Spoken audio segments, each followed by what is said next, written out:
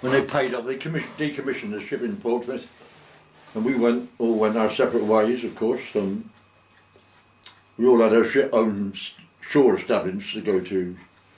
I think the seamen went to Royal Naval Barracks in Pompey, and the officers went to it, you know. And we, being signalmen, we went to Mercury at Point Petersfield, HMS Mercury. And from there, I got demobbed. Pinstripe suit, Shelby hat,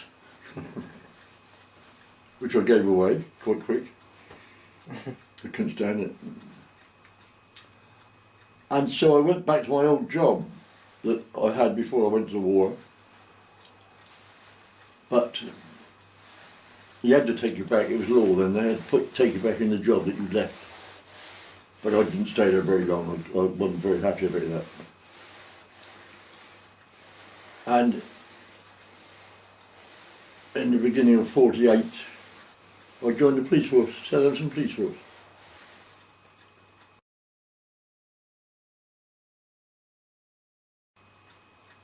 Well, my dad had been a special constable during the war. I don't know really, I didn't have any ambitions to be a policeman, not then, but I think perhaps I went there because the money was more. You know, whereas I was earning £4.50 a week on my old job, they were paying 5 guineas, the police. And you get uniform and, you know, everything. And I went to Cannock in Staffordshire for a 3 months training course. And I passed out in the top 2, 3, you know. And came back and I was posted to Shirley. And I spent 8 years there in Shirley. And then I got transferred down to headquarters in City Centre. And I did 2 years down there. But by this time, Joan was up to here with shift work. Because we were working in those days. I mean, it didn't worry us too much, being ex-servicemen, and that's what they were taking on in those days, ex-servicemen. Because you get used to being messed about, you know, and discipline and all that sort of thing. But we were doing a fortnight of 6 to 2, a fortnight of 2 to 10, and a fortnight of 10 to 6. Rigid. And you'd come off night duty at 6 o'clock on Sunday morning, and you were back on duty at 2 o'clock in the afternoon on the switchover. And she hated me being on nights because she was quite nervous, Joan, you know. And in the end, it got to the point where she took Wendy and Jennifer and Wendy in our bedroom at night, and I had to fit a bolt on the inside of the door, and I'd say good night to her about 9:15 at night, and she'd put the kids in our bed, and then she'd go into the bedroom and lock the door, bolt the door, and she wouldn't come out. Not for anything, she wouldn't come out.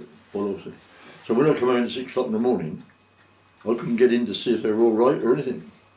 I had to go in the other room and sleep in the kids' bed. And you know, it got to the point where she almost had a nervous breakdown. So it was either the family or the job. So I resigned in 1958.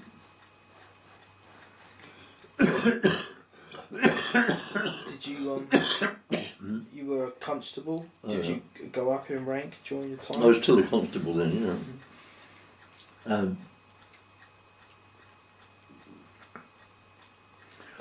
Charlie Box, who was the chief constable in those days, because it was only a small force. Southampton then was a borough. It was a very small force, only 350 coppers in the whole town. And I had to go down his office when I resigned, and he tried to talk me into staying. Well, you can understand it, can you? He spent all that money on training me and all sorts of things. But I couldn't. But luckily, Mullards, down at Millbrook had just opened their factory down there, making transistors, and they were recruiting down there. So I got a job down there. Did you get a job there before you left the police? Did you go down and speak to them? Yeah, I left the police on the Saturday and started down there on the Monday. You'd already arranged it all. And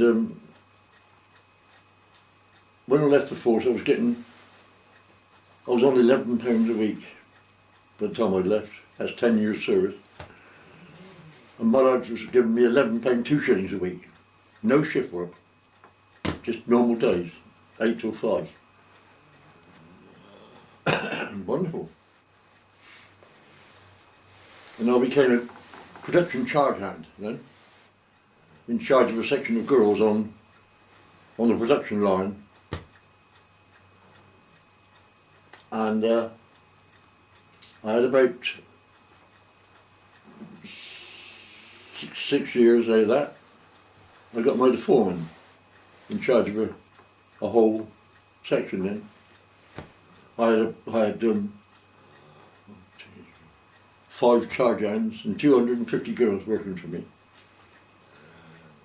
And then we were getting paid weekly then, and then like everywhere else they wanted to start paying us monthly. And all the girls, of course they had a strong union down there, all the girls skate up a stint, they didn't want that, they wanted their money and priorities, you know. So they cancelled that for a time being, but we knew it was coming eventually. And in the end they offered the girls a £50 each bonus for letting them go on the monthly staff. And they took it. So we all went on the salaried staff and on the monthly staff. And then they changed the system. Instead of having foremen, they started having the supervisors. So I got made a supervisor.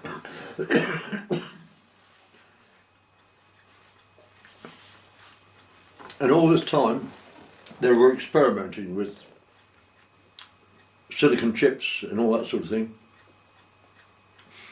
And your mum came to work down there, and she was in the development department, testing all these new products, you know.